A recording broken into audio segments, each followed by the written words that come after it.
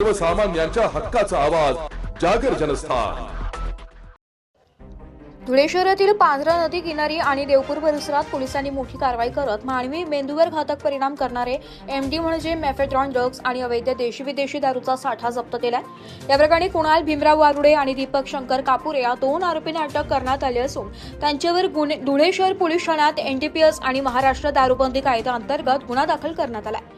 Police निरीक्षक हेमंत कुमार भामरे यांच्या पथकाला मिळालेल्या गोपनीय माहितीच्या आधारे ही कारवाई करण्यात आली।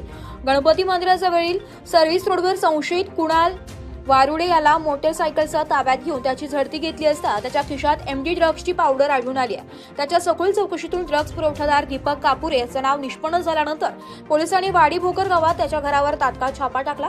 या झडतीत आणखी एमडी ड्रग्जसह मोठ्या प्रमाणावर अवैध दारूचा साठा पोलिसांच्या हाती लागलाय। या संपूर्ण कारवाईत एकूण 1.2 ग्रॅम एमडी पावडर, गुन्ह्यात वापरलेली मोटरसायकल आणि विविध ब्रँडच्या दारूच्या बाटल्या असा एकूण 45,560 रुपयांचा मुद्देमाल हस्तगत करण्यात आलाय।